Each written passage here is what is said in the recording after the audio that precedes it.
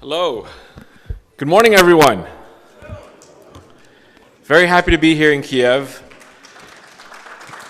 This is my first time in the Ukraine, and this is such a beautiful city. People told me that this is the perfect time perfect weather to visit this country. Is that right? Very good.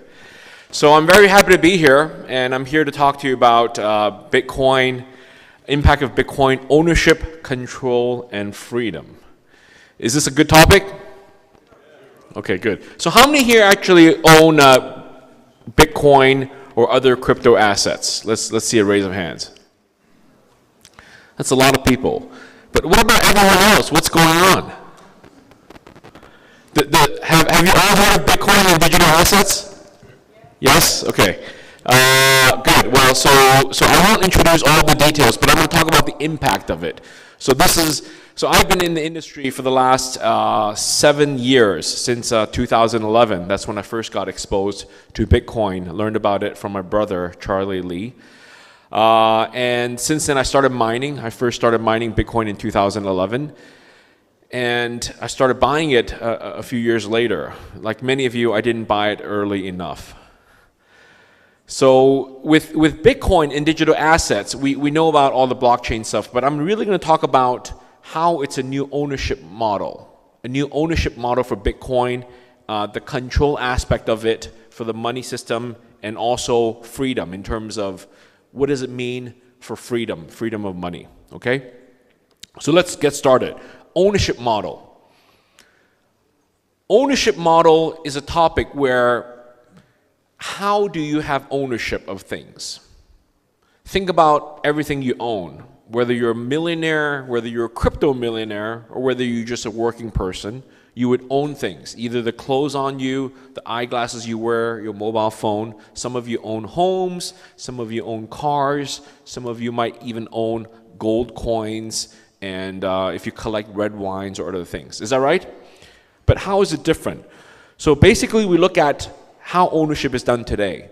It turns out today, the world that we live in today, identity is ownership. That means that for the vast majority of your wealth and your assets, it's owned by your name. So my name is Bobby Christopher Lee. So I have my bank accounts, I have my house, I have cars. It's owned under Bobby Christopher Lee. If you own stock certificates, if you own investments, it's owned under your name. Is that pretty normal? It did not used to be the case. In the old days, ownership was by possession. So if you owned something, it means that you have possession of it. Whether it's gold, whether it's the food that you have at home, with the clothes that you have. Like for example, this jacket. Why is it that I own it? It's because I'm wearing it. If someone else took it from me, they can say they own it. And how do I prove I own it? The name is not on the jacket. It's not registered with anyone. So for small things in the old days, and also in the old days, ownership is by possession. So now we've talked about two kinds of ownership. Ownership by possession, like this remote control, I'm holding on to it, or ownership by identity. What is the future? The future is actually neither identity nor possession. The future ownership model is by information. We've been familiar with the internet in the digital age for almost 20 years now. For some of you, it's over 20 years. And we've had information for a long, long time. From the very earliest days, you log onto the internet using a modem. You read news on bulletin boards. You send email. And then you send instant messages using ICQ, Skype, or AOL Messenger. And then you send more complex multimedia messages using WhatsApp, WeChat, Telegram, and so on. And we use the World Wide Web browser to go online and view websites through HTTP protocol. So information's been around forever. Some of us also download music, MP3 files. These days we download whole videos, HD, high definition, 4K, HDR. This is all information. But for the first time, we now live in the world where information is not just information. Information can have value. What I mean by that is through Bitcoin, cryptocurrencies, through the notion of a private key. The private key is a long password. By having the private key, you own the value, the assets, the Bitcoin, the cryptocurrencies. How many of you own your Bitcoin and cryptocurrencies by having the private keys? I want you to raise your hand really high up. Really high up. If you're not sure, go halfway. If you're really sure, okay, so there are 1, 2, 3, 4, 5, 6, 7, 8, 9, 10, 11, 12, 15, about 20, 25 people. So thank you for raising your hands. For those of you who raise your hand high up, if you really own and maintain and secure your private key, you are in the future. You are doing what our children and what our grandchildren will do. We are taking ownership by information. We have the private keys. Now, we don't just have the private key in our wallet on a piece of paper. We have it on a computer, on a USB drive, in a hardware wallet like a Ledger or Trezor. We have it on a paper wallet that's stored in the safe. We have it in a secure, encrypted file system or something, okay? Some of you might even have it on your phone. But that piece of information, that piece of file, that encrypted document, or it could be physical, right? It could be on a piece of paper or on a physical Bitcoin. That is the future. That kind of ownership is the future. Because what you have, I didn't ask you, for the 25 people who raised your hands, I didn't ask you how much you have. But for some of you, it could be $10,000. For others, it could be just $10. But maybe for some of you now or in the future, it could be over $10 million. Think about that. Just one piece of information can have a range of money from anywhere from $10 to $10 million or more. This is the future, okay? Information by ownership. This is the biggest impact that Bitcoin and blockchain has made to society. Now let's talk about control. The reason control is important is because, or the reason control is important in my speech and keynote today is because all too often we don't talk about it. For those 25 people, you are the lucky people in this whole room who actually have control of your money, who actually have control of your assets. The remote control I hold here, the jacket I have here, the watch I have on my hand, they can be stolen physically. Someone can come, wrestle me to the ground and steal it from me. A thug, a thief, right? My other assets, like my real estate, like the money in my bank account, the car that I own, it turns out I might have the key to my home. It turns out I might have the ATM card or the bank debit card for my bank account.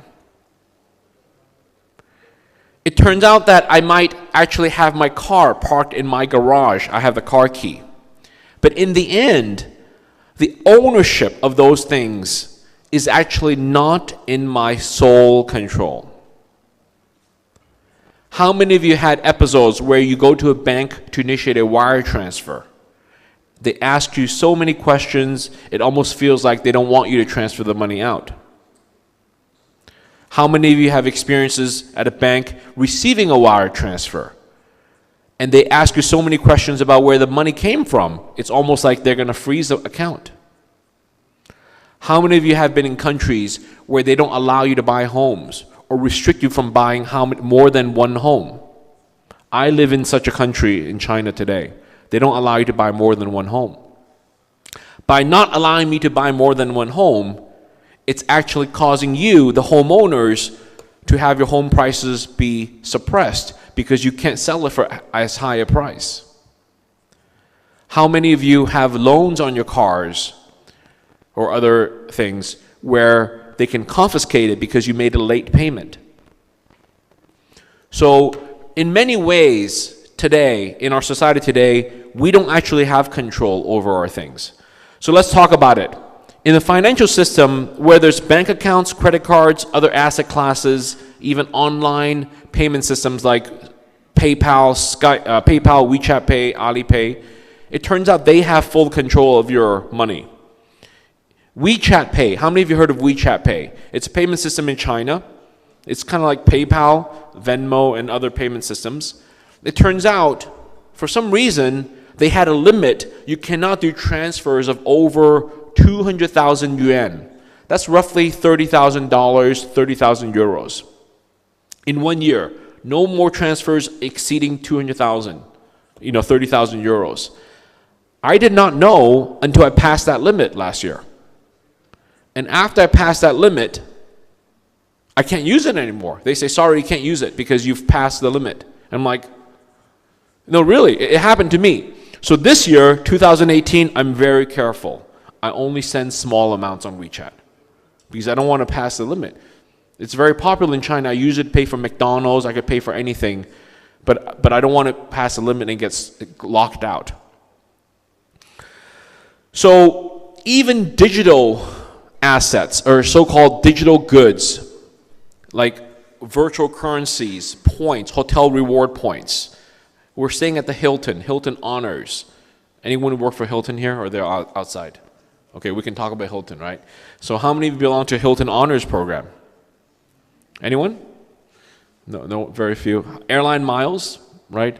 Sky Team, Star Alliance. So those points, gift card certificates, those things are always disguised as good for you.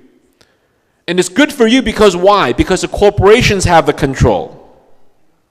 It's good for you because the CEOs and the companies have the control over your goods, whether it's credit card points.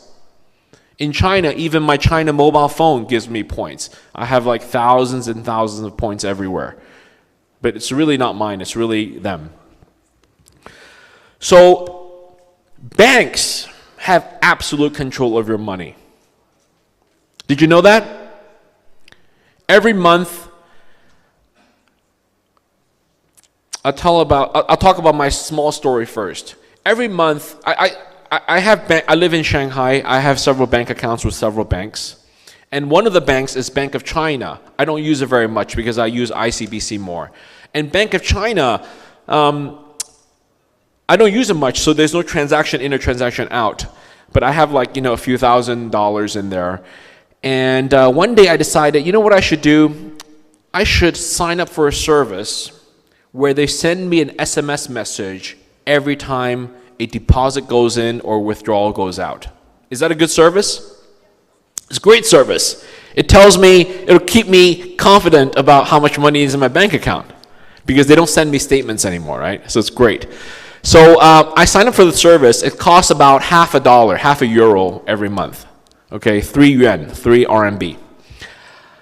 And you know what happens? Every month I just get one message. It says, 3 RMB has been deducted from your account. Your new balance is this much. So the irony, for me to know about how much money is in my account is also for me to know that they have absolute control. They just take money out of my account just whenever they want. And if they increase the fee to 4 RMB or 5 RMB, you know what happens?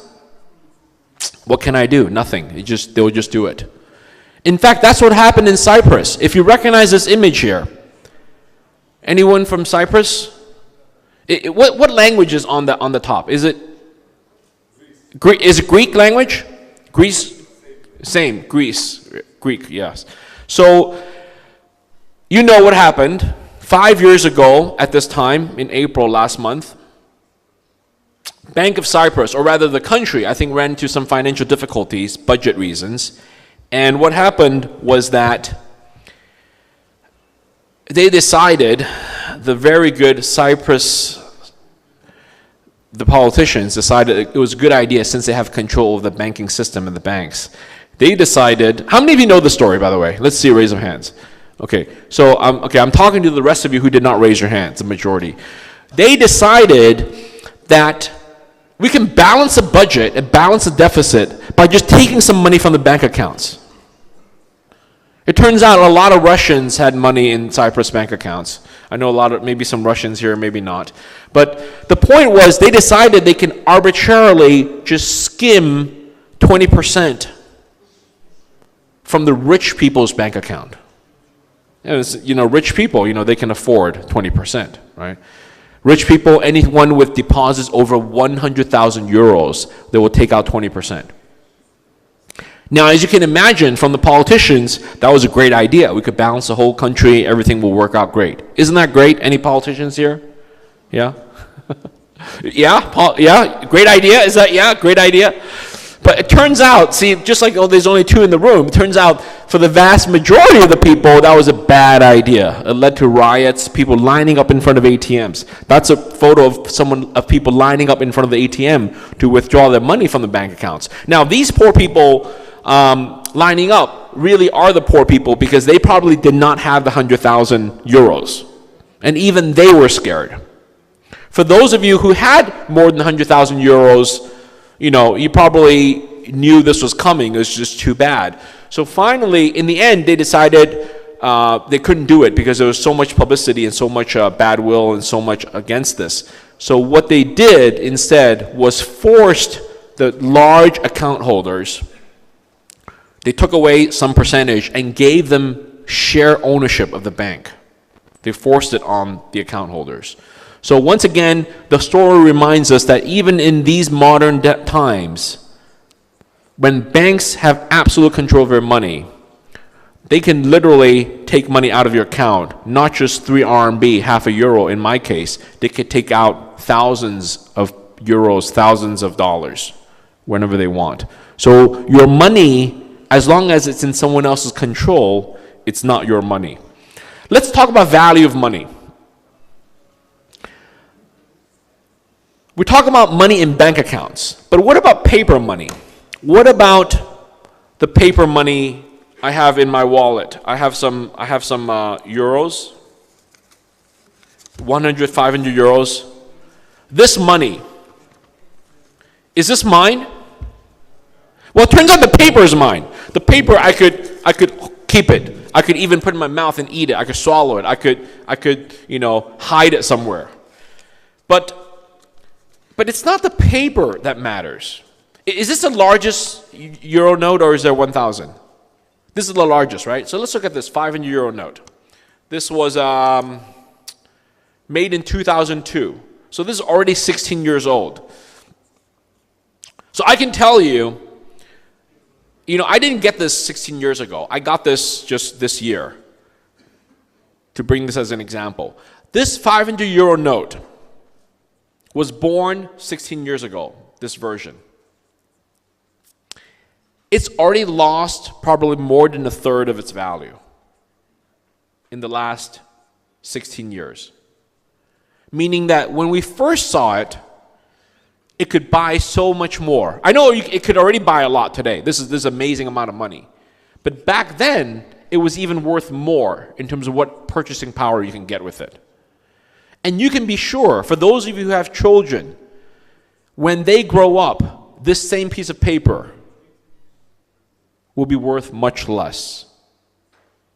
And the reason is that even though I have physical possession and ownership of this piece of paper, it's just a piece of paper after all. A nice purple piece of paper. I like purple. But the value of it is not in my control. The value of it is in the control of the government, in the control of the central bank, in this case the ECB and the European Union. Because if they do certain things, they can quickly erode the value of the money. Okay? So of course, if they go to war and they lose a war, if one day the whole European Union is crushed by an enemy, guess what? This is just paper. It happened to Germany.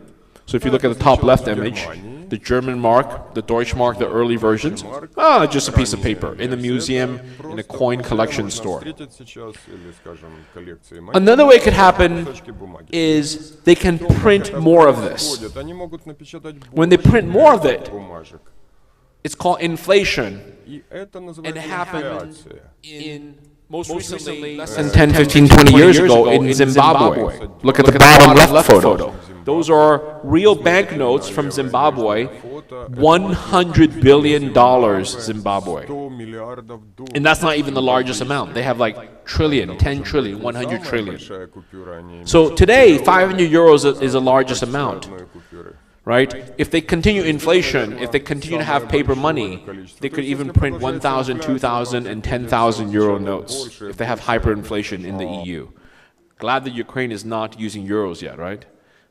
Has the Ukraine gone through hyperinflation, the currency?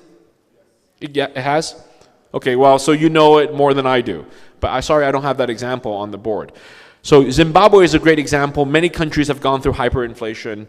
Today, I think some countries in South America is going through it. If you look at the upper right-hand corner, Venezuela, Bolivar. Any of you from Venezuela have been to Venezuela? The Bolivar, that's a 100 Bolivar note. I don't have an example, but someone brought me like a whole stack of it, a brick of it. It's worth less than $10, right? And it's really crazy. So now they've outlawed it. By the way, they've canceled this note. The government says no more. This note is just out of circulation. So I don't have the latest version, but essentially the Bolivar is no longer, it just lost its value too quickly. I think the same thing's happening in some other countries in South America right now. And the bottom right note is another country, India. So instead of having hyperinflation, what they decided to do is to combat, bad people. They said we should cancel the paper money. It's like taking a new, let's say, the 50 euro and say, too much fake money. All 50 euros are now illegal. There's a new version. So they canceled the 500 and the 1,000 rupee. And they came out with new money, 2,000 rupee. And everybody had, literally, I think it was only 48 hours notice. And then they had meaning all businesses had to stop using it in 48 hours. And if you had old versions of rupee, you have to go to the bank within 3 months by the end of 2016. This is just like 18 months ago. By the end of 2016, you have to change it all. So after 2016, starting in 2017, if you have the old rupee, it's just paper. It's just color paper. There's no value to it because stores will not accept it, banks will not accept it. It's too bad. They just take the value out of your money just like that. Just by one official saying it, by the Prime Minister of India. So India, anyone from India? Is India a first world country, developed first world country? Yes? No? Well, India is a big country, but it's not on everyone's radar. But this kind of thing doesn't just happen to countries like India. It happens to great countries in the first world, like the Great Britain, United Kingdom, and even from the UK. A few of you. So maybe you can verify this for me. I recently experienced that the old £5 note, £5 is no longer in circulation. It's non grata. Just like the Indian rupee. It's now declared not money. Is that true? Yeah. They replaced it. They replaced the paper version with a new polyester version, and then the old paper version, gone. So people still have it. Not just a £5 note, but also the £10 note. I hear that's happening as well. So it's ridiculous. So control of money, okay? So now let's talk about our future. Why do I talk about control is that the reason we're in this future is because the creators of Bitcoin and the people behind it and the people at the time realized that whenever money is in the control of government, we have problems, okay? So our future is actually in digital assets, information-based digital assets. So this is about Bitcoin, Bitcoin being the first one since 2009. What we're saying now is we're no longer trusting government. We don't have to trust government to print pretty pieces of paper. When I hold this up, I know this is very valuable, but to me, this is very similar to Monopoly money. Have you played Monopoly? Different colors, Monopoly should be smarter. They should make their money bigger, like big money like this. It makes people feel like, oh, this is worth a lot of money. Many countries do this. The bigger the money, the more value it is, right? In China also, in Europe, But this is monopoly money. In the long run, this is monopoly money, really. If I save this for my grandchildren, it will be a terrible mistake. It will be a terrible mistake. Okay? Even if I leave it in the bank account, like the Bank of Cyprus, I put this euro in the Bank of Cyprus, it will be a terrible mistake. My grandchildren may not get it. Okay? So what we do trust is mathematics. I learned mathematics when I was a kid, as all of us did. But I never realized that one day mathematics can become money. So for all of you math majors, this is it. You've made it. This is it. You've made real money. This is the creation, invention of Bitcoin. People ask me, I live in China, and I say this because I'm outside of China now. People ask me, do I like living in China? Do you plan to live there forever? I lived there for 12 years now. I'm a U.S. citizen, Hong Kong citizen, but I'm living in China. So I'm Chinese, but I'm not of Chinese citizenship. Does that make sense? And as you know, China has a communist government. So people ask me, do I live there forever? Will I live there forever? I'm like, oh, no. We'll reevaluate every 2 years. We'll see if I should live there. Every 2 years, I'll think about whether I want to live there again. And the reason is the form of government. Right? It's great. Yes, Chinese government's great. Xi Jinping is awesome. Yes. I talk into my phone because they record it. Okay, yeah. Xi Jinping is excellent. Yes. Okay. But what I really do trust, besides trusting the Chinese government, what I trust more is actually mathematics.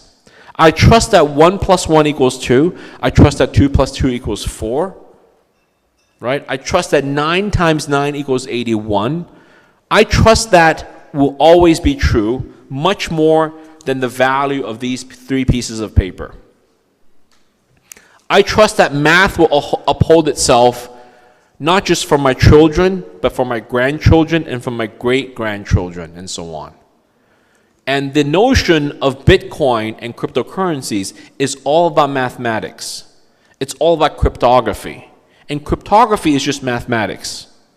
Cryptography, hashing functions, private key, public key, all that stuff is just mathematics. It's based on large prime numbers, factoring, and all that stuff. It's just mathematics. So I trust that will work. Now, it's true that computers will get faster. It's true that there will be quantum computers. But what's going to happen is you can always have more advanced algorithms and more larger and larger private keys and so on and so forth. So I'm a firm believer that mathematics will stay in front of quantum computers and stay in front. Because if quantum computers come and destroy cryptography, you know what would happen? Society would be in chaos. That would mean no communication, no e-commerce. It would mean that when someone calls you the caller ID, you cannot verify because they can just hack into it and change and pretend to be someone else. That means I can call anyone in the world for free. That means anyone can call me and pretend to be someone else.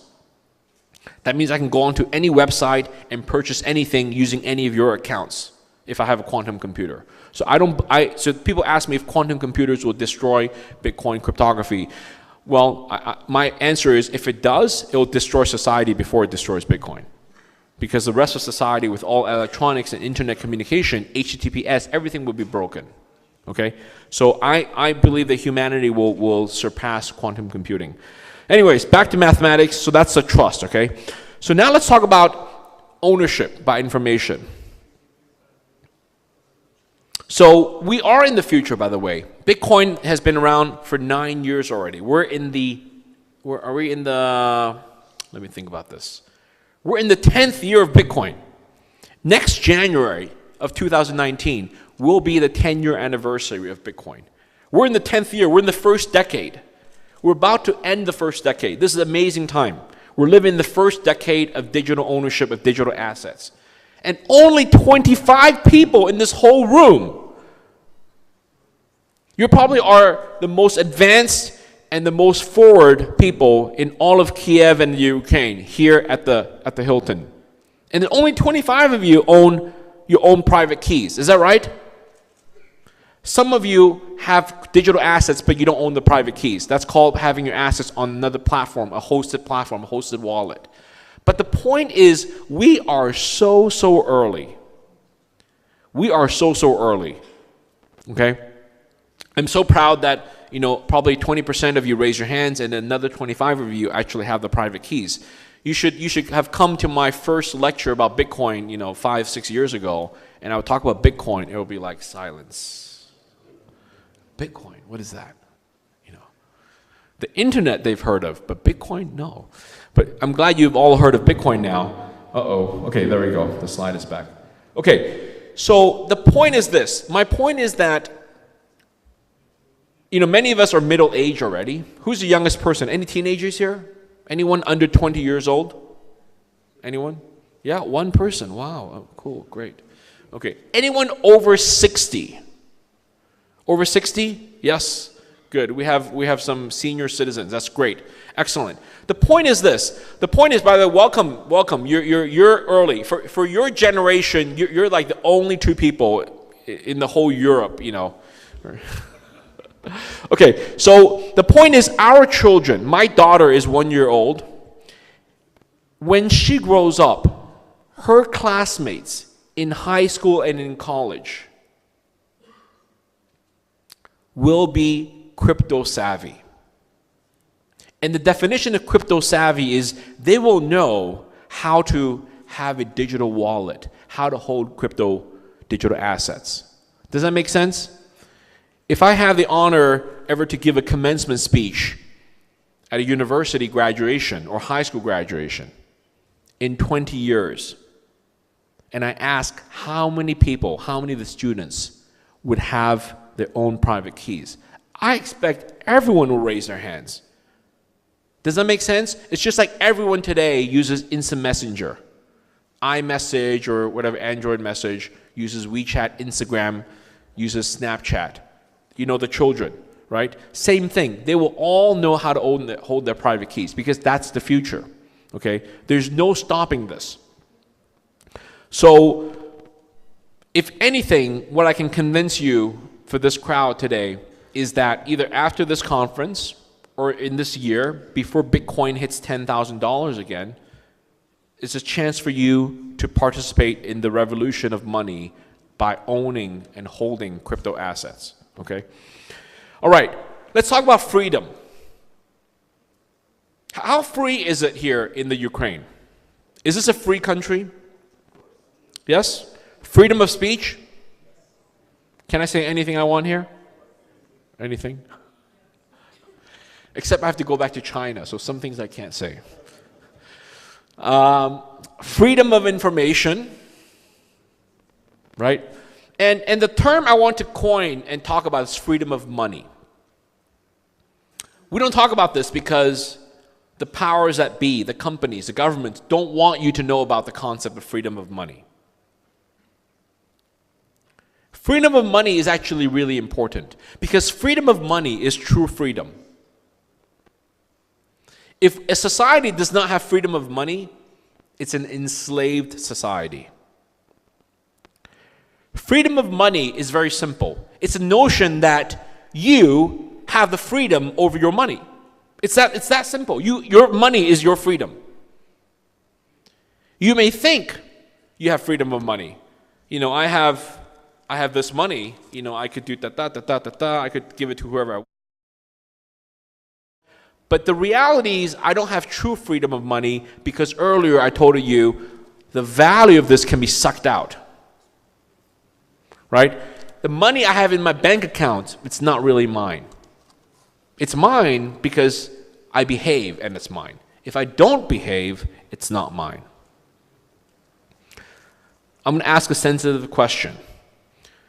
How many of you in this room have had trouble in the last 2 years with banking money, opening bank accounts, making wire transfers, receiving large amounts of deposits, people suspecting you of, hold on a second, I'll give you a chance to raise your hands, suspecting you of maybe the transaction looks like money laundering, or the money comes from some weird country like Iran or Russia. So how many of you have had money issues in banks, businesses? See, many of you. So 10, 20 people, and you guys are lucky because you are the first to experience it. I predict over the next 2 years, 5 years, many of you who did not raise your hands will also start experiencing money harassment by the authorities. I call it money harassment. I came in to the Ukraine yesterday, and I brought some money with me, and the border asked me how much money, $1,000. They said, "Are you sure? Not more?" I'm like, "Yes, only $1,000. I don't know what the rules are here, but in many countries, you cannot bring over $10,000. Same, right? What if I had $11,000? I have to declare it. I have to, maybe they'll take taxes, maybe they'll confiscate it. But that's what I'm talking about. It's so antiquated, the notion that you cannot bring more than $10,000 into a country. Now, you could call it a rich man's problem. It is a rich man's problem. If you don't own more than $10,000, you're never going to have the problem. But it comes down to freedom, because if you can't do it, then it just means that the poor people are not rich enough to have the freedom of money. So anyway, so the point is that many of you who did not raise your hands will experience this problem, whether it's at the border control, whether it's at the banks. In the United States recently, I cannot even deposit cash into someone else's bank account. When I want to give my sister some money, I cannot take this and make a deposit into my sister's bank account. They will not let me do this anymore. There's a ban, there's a discrimination against cash in the United States right now. I don't know if it's true in Europe or in the Ukraine, but this will happen to all of us. So freedom of money finally came to us in 2009. The one person who brought it to us was Satoshi Nakamoto, or maybe it's 3 people. But the point is, we're in the 10th year of Bitcoin, and finally, and truthfully, I've studied and known Bitcoin, played with Bitcoin since 2011, for the last 7 years out of the 10 years. But even I did not realize that the true impact of Bitcoin is not blockchain. For me, the true impact of Bitcoin is freedom of money. It's a notion that people of the world can have their own money in their own control by holding the private key, by having all of that without surrendering control of their money, by having true freedom. With Bitcoin, I can send money to anyone I want, anywhere in the world, anytime, and I can move it however I want. No one knows. There's plausible deniability. Because I can say, "Oh, sorry, I lost the key, I forgot it. I'm Bitcoin poor." Okay, so let's quickly review what are the key aspects and functions of Bitcoin. You know this already, okay? It's limited to 21 million, right? Forever limited. By the way, 17 million is already in circulation. Out of the 17, more than 1 million is forever lost, we think. So only really roughly over 15 million are available. But of the 15 million in the world, just 1 or 2 million are really circulating. The rest are held by people who have large assets. All it is information and math. Bitcoin is about information and math, having the ownership, okay? It's borderless and global. We know this. No culture barriers, no language barriers, no ethnicity differences. It doesn't matter if you're man or woman. It doesn't matter if you're heterosexual or homosexual. It doesn't matter if you're tall or short, if you're hungry or rich or poor. Bitcoin is for everyone. Even your pets can have Bitcoin. Even your robots can have Bitcoin. Anyone, anything can own their own Bitcoin because it's just information. And it's not identity-based. So this is key. It's not identity-based, meaning Bitcoin does not tie and does not belong to any specific people. Okay? Because in the end, the true way to own Bitcoin is just by having the private key, the information. And because it's not identity-based, it ties into this last point, which is no third-party control. I want to tell you about something important here. Anything that is identity-based has third-party control. Okay? Think about that. When I fly back to Shanghai tonight, my airline ticket is identity-based. Did you know that? Airline tickets are identity-based.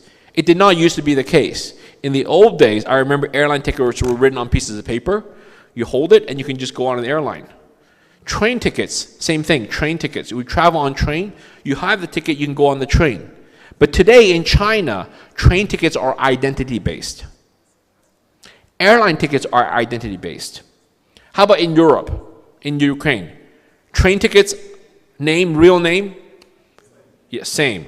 Why? Control. I can tell you in China, they do it because certain people are not allowed to fly. Certain people are not allowed to ride on the train.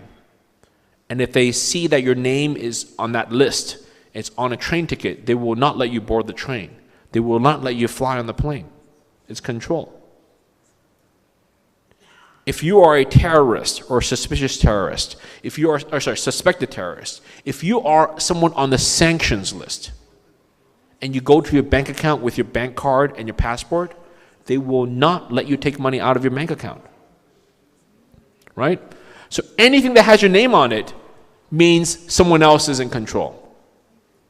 And that's precisely why Bitcoin never has been and never will be identity-based, because Bitcoin, the ethos, the deal is that they don't want third-party control. Okay? So if people ask you, why is Bitcoin so hard to use? Why does it use private keys? Why can't I have just Bitcoin owned by my name?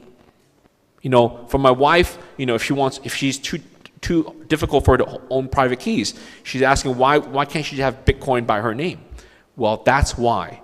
Because Bitcoin was invented and created to not have third-party control. That's why it's not identity-based. Okay?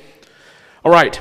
So now we're going to talk about the other revolutionary aspect of information assets. It means that information alone means transferring money. Right? You see the ones and zeros? I just given away $1 million right there. It's on the screen. You see it? All the ones and zeros binary, that's $1 million. Okay, that was a lie. That was not $1 million. I wouldn't put it on the screen like that. But what I will show you is an example of a real Bitcoin address. This is the account. The account is a long string, starts with a 1 or a 3, and has a QR code. That's the account number. How many of you have Bitcoin accounts? Yes, many of you do. Okay? And for every Bitcoin account, you actually have a private key. The private key is like the PIN, the password. And that's a much longer string.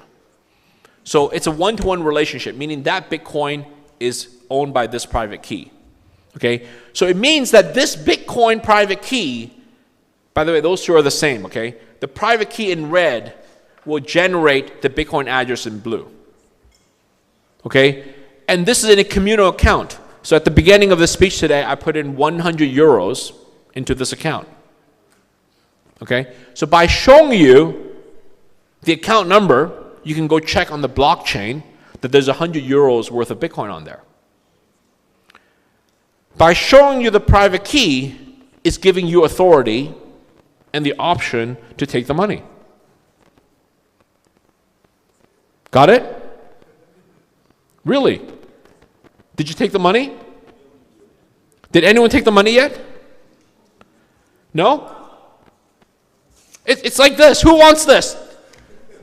If I stand on the stage and who wants this, I'll see you guys all rush up and get it. But how come no one's rushing to get this? There's 100 euros right there. Really? Did someone take a photo of it? Right now or later today, if you take a photo of this, you can go and get the money.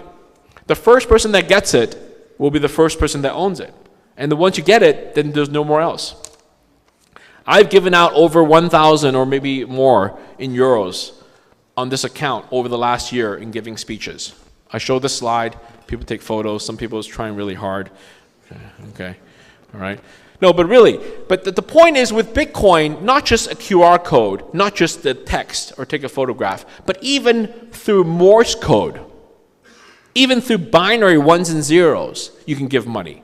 So if you go back, just ones and zeros, that's money. I could just blink to you, and that would be money. I could show it on television, it could be a speech, I can give you money. And likewise, you can give me money. Imagine giving a speech at the United Nations or UN or whatever fundraising. All you do is show a QR code.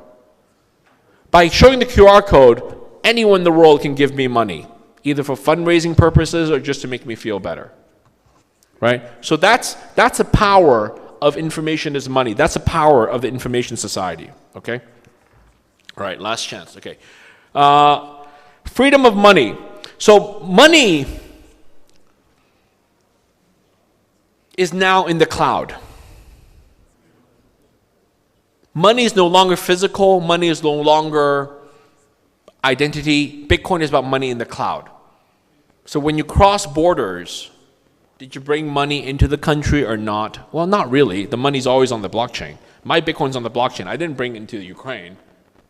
Does that make sense? Okay. So it's the actually ultimate hard currency. Whether it's for refugees, whether it's for people who want to move money across borders, for businesses, for transactions, for people who want to move money through time. Think about it. We don't live in the world of 3 dimensions. We live in the world of 4 dimensions. The 4th dimension is time. When I give money today, when I make payments, the whole payment industry is about 3D money. You move money physically around the world. But with Bitcoin, not only are you moving money around the world, you're moving money through time. The early version of Bobby from 3 years ago gave me today my Bitcoins and make me rich because the Bitcoin's worth a lot more today. And likewise, rather than give this money to my daughter and children and grandchildren, I rather give Bitcoin because Bitcoin will hold its value through time much, much better. Do you agree with that? It's the ultimate hard currency. It's a hard currency that can penetrate through time as well, not just geographically, not unlike gold and stuff. Okay, so Bitcoin is actually about investing in the future, making the future happen. It's a new revolutionary global asset class. It's really a digital asset for the digital age. There's no question that we live in the digital age today, and Bitcoin really is a digital asset for that age. Now let's talk about challenges for Bitcoin. Do we have challenges? Absolutely. So, what do the Chinese regulators think about Bitcoin? That's the most often question I get. And I never answer this question because I'll always answer it this way. It's really about what global regulators think about Bitcoin. Because it doesn't matter what Chinese regulators think about it. It's what global regulators think about Bitcoin. Globally, Bitcoin is under attack. And the reason is that it's giving huge challenges for regulation. Everything from it being decentralized, it's not real currency, it violates foreign currency controls, money laundering, lack of real identity. It's been used for fraud, a lot of pyramid schemes, a lot of hacking, security risks, a lot of ICO regulation, taxation issues, corruption, graft, speculative trading, market crashes, and of course, it competes with government-issued crypto. So those are the whole list of all the crazy stuff why Bitcoin is hated, why Bitcoin is attacked, why Bitcoin keeps getting all the bad news and the bad press, because governments think it's what they call a thorn. It's just a thorn in the government in terms of their monetary policies and their stuff. And it's really too bad because Bitcoin, the genie is out of the bottle. It's been invented since 2009. You cannot uninvent this. So it's really, really too bad for governments who used to have a monopoly of issuing money. Today they don't anymore because we have Bitcoin. So those are all the challenges, and there is no good answer for the governments. Bitcoin was born and create it with its own features and functionality, which give it these issues and problems. Okay? But there's nothing the government can do to change Bitcoin to make these problems go away. Let me repeat. There's nothing governments can do to make these problems of Bitcoin go away. It's here to stay. This slide will be valid today as it will be valid in 20 years. All the issues here that people hate about Bitcoin, that find uncomfortable, will be the same in 20 years. So should we, how much time do we have left? Do you want to go over some of these, or should I, how much time do we have left? How many? 15 minutes. Okay, I'll save it for questions, okay? So there's a global pattern to suppress Bitcoin. And what I mean, have you seen the 3 monkeys? Yeah? You know, the first one's covering its mouth. The second one's covering its eyes. The third one's covering its ears. The notion is if I don't speak, I don't see anything, I don't hear anything, then there's no problem. Right? And that's what I feel like. The governments are doing that. The governments and the banks. They're like, oh, I don't see Bitcoin. Oh, I didn't hear about it. Oh, I'm not going to talk about it. They're not going to talk about it. And that's what's happening. So the pattern is that they're going to regulate exchanges. They're already regulating exchanges and Bitcoin wallet providers, Bitcoin companies. They're going to put more strict rules on it. They're going to require licenses. Okay? The next thing is they're going to ban banks from transactions. No banks can do any transactions related to crypto. If you do any OTC sales, they're going to try to catch you. They're going to try to catch the bank. They're going to take away the banking license if a bank allows for OTC sales transactions in Bitcoin. They're going to control ICOs and tokens issuance. The notion that companies and groups can issue their own tokens, ICOs, and fundraise without going through the securities exchange and regulators, they hate that. They're going to require proof of funds. Now, when you make investments, when you send money, not just investment, when you send payment, they're going to ask you, where did this money came from? What's the purpose? You're suspected of being a criminal before even the evidence is shown. More strict enhanced KYC and compliance. The 3 acronyms, KYC, the 3-letter acronym, probably none of us heard about it 5 years ago. Even I didn't know about KYC more than 6 years ago. It stands for Know Your Customer. And you know, in today's world or in tomorrow's world, all of us would know about KYC because that's the first thing banks will talk about when you open an account. Enhanced KYC. They're going to take your photograph. They're going to have you do thumbprints. They're going to have to sign your paper. They're going to have to do all these things. They ask you about your parents. They're going to ask you about your birthday, which country, which town you were born. They're going to ask you what your education is. They're going to ask you about what jobs you've held, for how long, what your income was, did you pay taxes, everything. It's all in the name of compliance. They're going to limit transfers. Just like WeChat Pay today limits me to $30,000 of transfers a year, banks will limit transfers. PayPal will limit transfers. Venmo will limit transfers. All these accounts will limit transfers. I don't know why they do this. It's really silly. A lot of FUD. FUD means fear, uncertainty, and doubt. The governments of the world, the banking sector will put out a lot of FUD about Bitcoin and crypto, talking about how dangerous it is, how unstable it is, how volatile it is. So dangerous, you're going to lose it, don't invest it, don't buy it. A lot of FUD. Okay? They're going to do all these things. Have you guys seen them do this already? Let's see a raise of hands. Do you see it already? Do you see this? If you don't, if you do see it, you're paying attention. If you don't see it, either you're not paying attention, or you're not listening to me, or you really don't care. But it doesn't matter. But the point is, this is happening already. This will happen more and more. And I want to tell another story.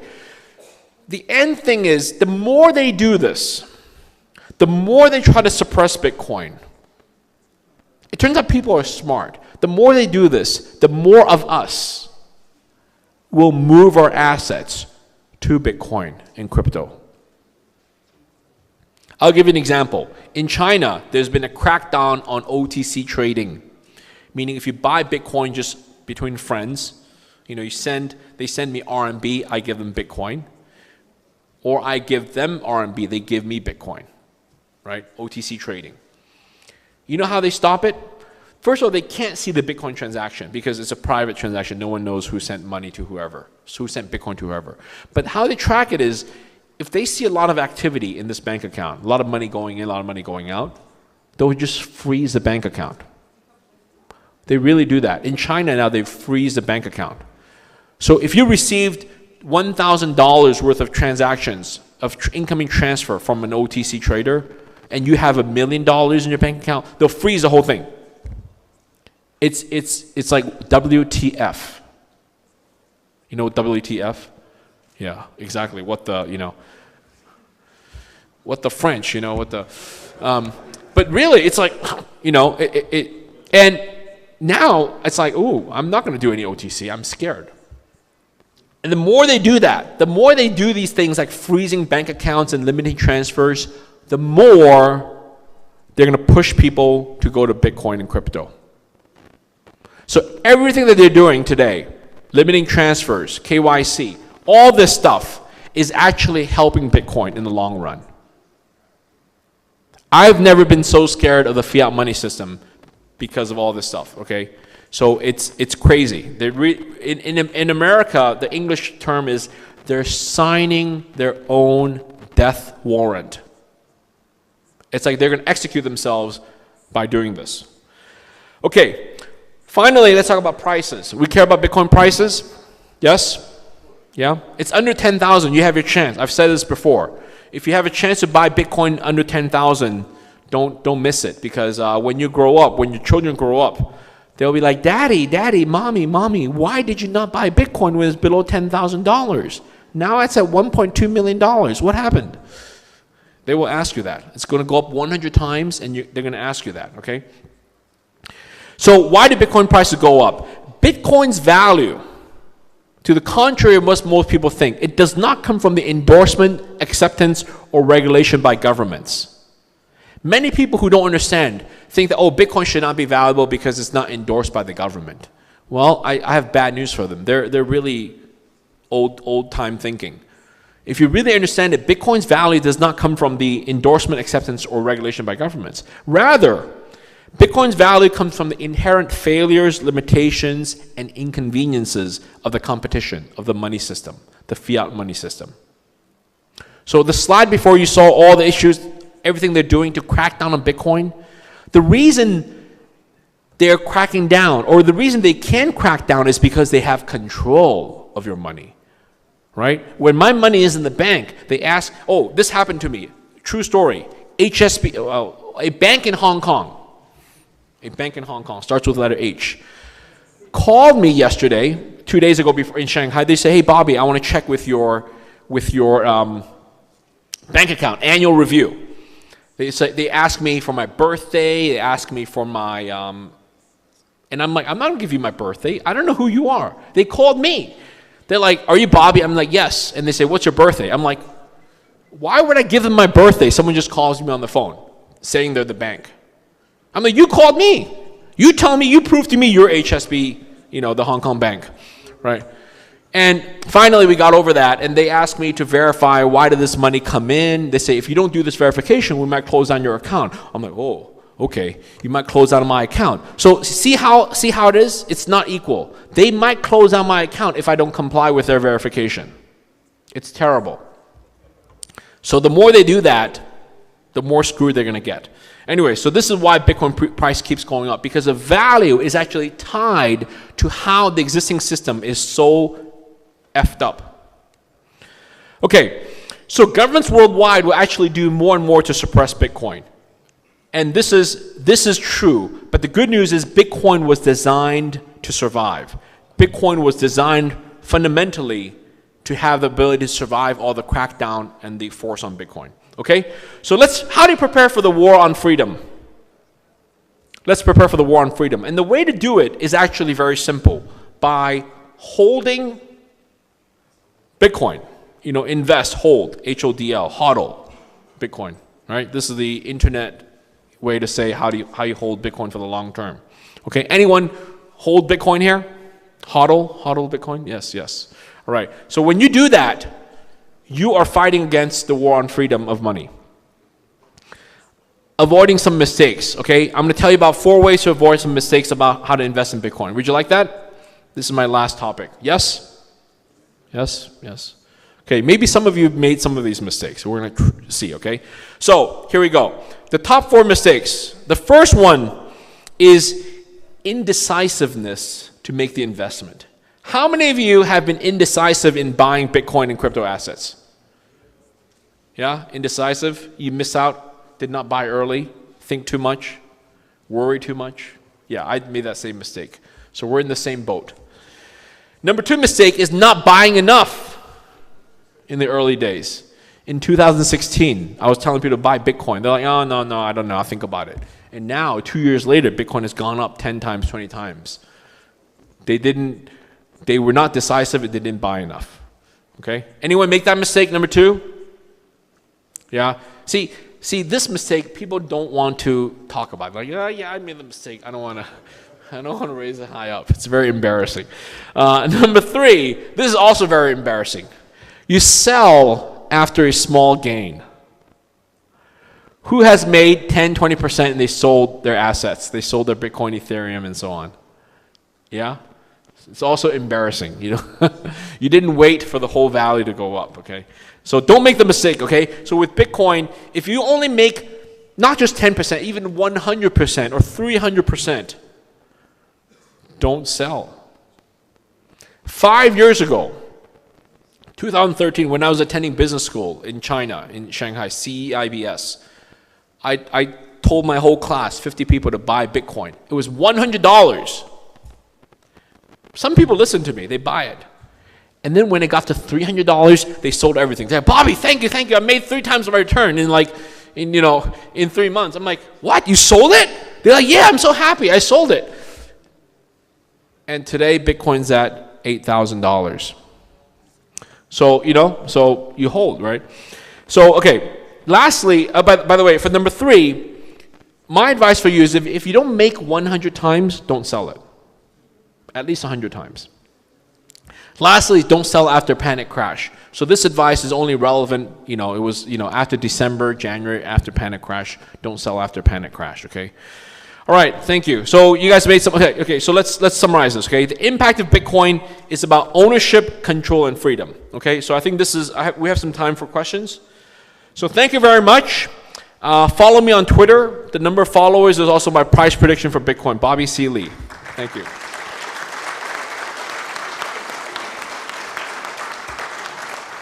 So we might have a few minutes to take questions. Okay, so if you raise your hand or stand up, then I'll pick you for a question. Anyone stand up? Okay, right there.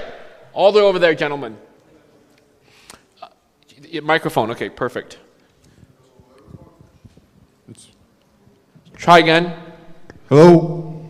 Hello, everyone. Hello, Bobby. My name is Andrew, Embassy of Bitcoin. You talk about freedom, you talk about control assets, and I have a question. What is different with BTC China account and bank account, classic account? Well, I think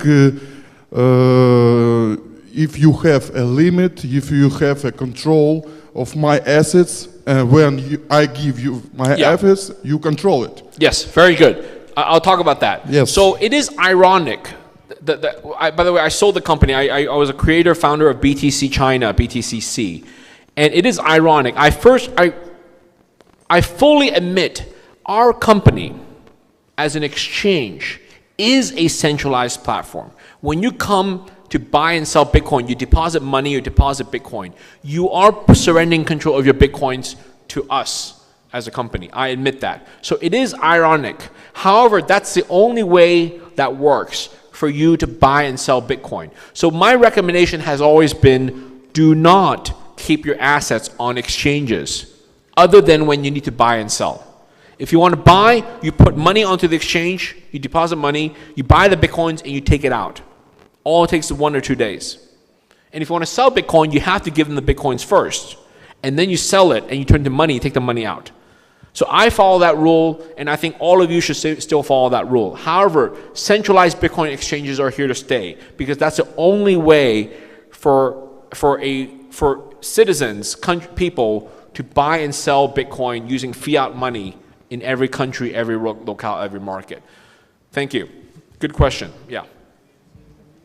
And same for hosted wallets. If you can, don't put your Bitcoins on a hosted wallet. Take it out and store it yourself. Hi, Bobby. I'm Michael from Finance Magnets. So you mentioned the Chinese regulator, and you said you didn't want to talk about him. But I wanted to ask from the Chinese industry point of view. You know, whenever we hear Chinese regulators, all the different bodies saying this and that, we think, okay, that's it, the industry is dead. But it always keeps adapting, and it always keeps on living, basically.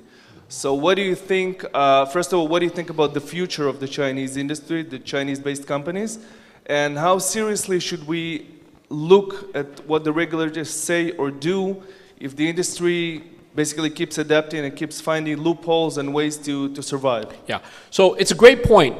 Over the years, China has done different things to regulators, either overtly or covertly, and the industry has responded. It goes back to the point. The more the governments try to suppress it, the more they're going to realize they can't suppress it. At one point, they're trying to suppress the price. They're going to try to keep Bitcoin below $1,000, and it's just like stupid. It's arbitrary. Why do you try to keep it below the price? So the truth of the matter is, I predict this, is that there will be more and more suppression, whether it's Chinese government regulator, try different things, and it will just not work because Bitcoin was designed to be unregulatable. So I think my advice is companies need to be regulated. They need to follow rules, banking licenses, KYC, whatever procedures. But Bitcoin itself can never be regulated. So that's the difference here. So my advice for people is this way. The only people who should pay attention to government regulation are the companies. So if you're the CEO, if you're the board director, if you're management or C-level officer of a company, you should pay attention to what your country's regulators are asking of your companies to do. For regular people who are buying, selling, trading, don't worry about it. It's just noise.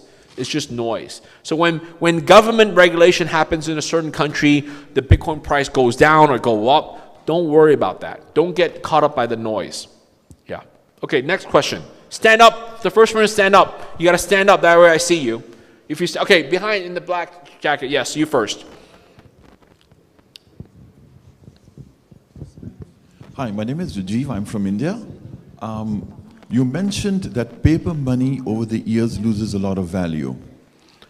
But we do have the possibility of investing our savings to beat inflation and so on by putting it in stocks and bonds.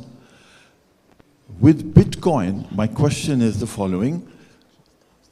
To me, it seems like a risky proposition to invest in Bitcoin if you were going to buy it at, say, $19,000, which it was recently, and today the value is less than 50%. Yeah. So how do you determine that you should just hold Bitcoin over time? I'll tell you.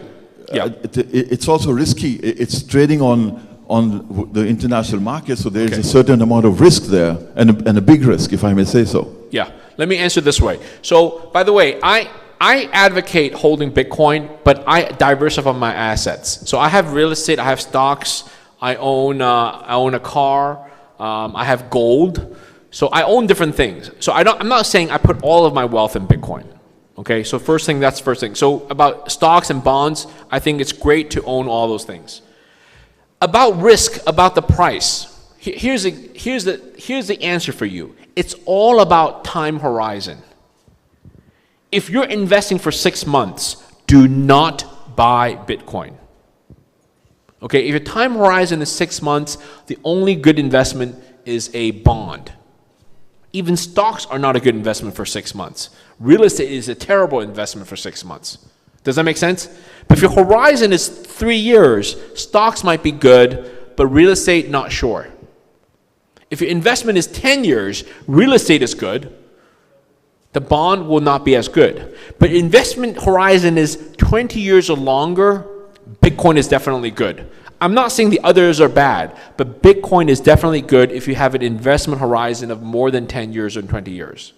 I'll give you an example. When Bitcoin in 2013, some of you remember, Bitcoin peaked at $1,200, $1,300.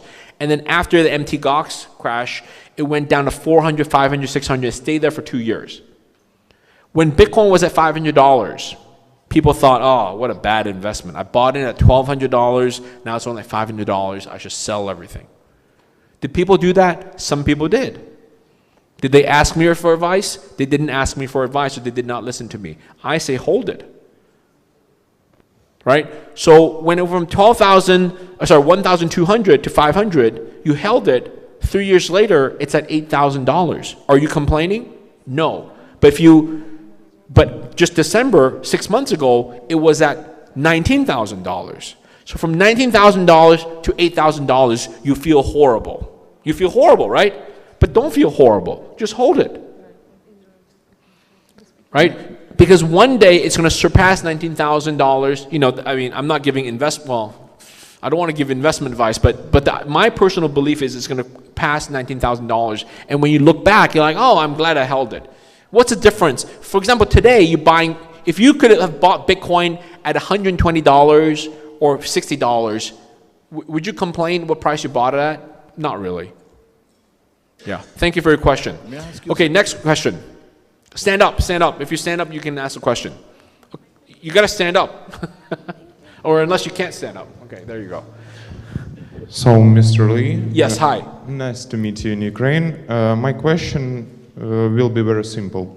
Why Bitcoin? People have different crypto. Yeah, Why great. Bitcoin? Okay. Great question. Okay, I'll answer that this way. Your point of view. Okay, in my point of view, it's very simple. Bitcoin is the first one. It's the original. It's the real one. It's the most decentralized. It has the most market share. It has the most mind share. Okay? It's been around. It's the real thing. It's the real deal since 2009. The other thing I want to mention, the analogy is it has market momentum. It's kind of like the keyboard layout. If you have a computer, keyboard, or on a mobile phone, what is the layout? It's called the QWERTY keyboard layout that many of us are familiar with. On the upper left, QWERTY, the QWERTY layout, right? In France, they use the AZERTY layout. In Ukraine, what is it? Is it QWERTY or different? QWERTY. So the world will coalesce around some big standards, and that's why. So there are more efficient layouts, like the Dvorak layout, more efficient, but it's just not going to be used. So I predict my children and grandchildren will still have a keyboard layout that's a QWERTY layout. Same reason. Now about Bitcoin, I want to say a few more things. By the way, the only 4 currencies I hold are Bitcoin, Bitcoin Cash, Litecoin, and Ethereum. Okay, those in that order. What I want to point out is that there are true decentralized cryptocurrencies like the ones I mentioned, and then there are things called tokens. Okay, both categories are under the crypto assets category. But I want to remind everyone, tokens are just tokens.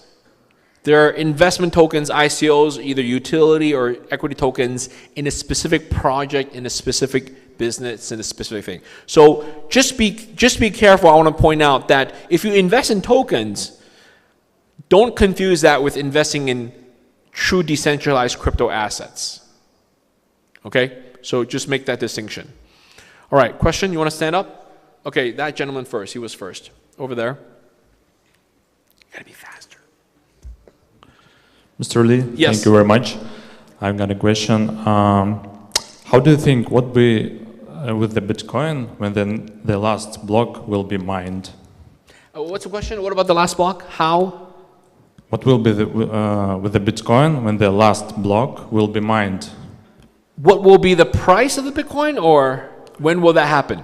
So Actually, the last generally, block will be mined in the year 2140. It's more than 130 years away, 120 years away. Mm-hmm. So how do you think what will be? No, I'm sorry. Sorry. Let me re-speak. That's terrible. I gave the wrong answer actually. The last Bitcoin reward will come out in 2140. However, blocks will still be mined after that. They just won't have a Bitcoin block reward. It will still have Bitcoin fees in it, transaction fees, but not a Bitcoin block reward. So Bitcoins, if the Bitcoin network keeps going for hundreds of years, there will always be more and more blocks. Okay, so I apologize for the small mistake in my answer.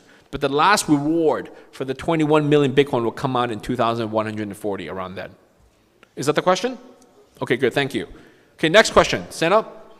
Okay, last question? Okay, last question, okay. Congrats for having the last question, it better be good. Thank you. I'm also speaking right after you. So I have a question. Rumor says that Bitcoin is being held by about 10 different groups who hold 99% of the value of Bitcoin. Doesn't that raise any kind of suspicious to people who wants to join in, knowing that the currency can fluctuate actually based on the fact that it's only being held by very few that can make the currency very, very volatile in whatever they want to cash out? Okay, I don't worry about that. First of all, I don't think those rumors are true. If the rumors are true, the numbers are certainly not 90%. When I buy real estate, whether it's New York City, in Kyiv, or in Hong Kong, I don't worry about how much of the real estate is held by the rich people, by the oligarchs, or by the large companies. I buy because it itself is a good investment. Same with gold. How much gold is held by the country of India? How much gold is held by the central banks, right? I don't worry about too much. It's not the same volatility for these assets. No, volatility is high for Bitcoin. And the reason is that, I forgot to talk about that, is because of human nature greed. Bitcoin started out at 0.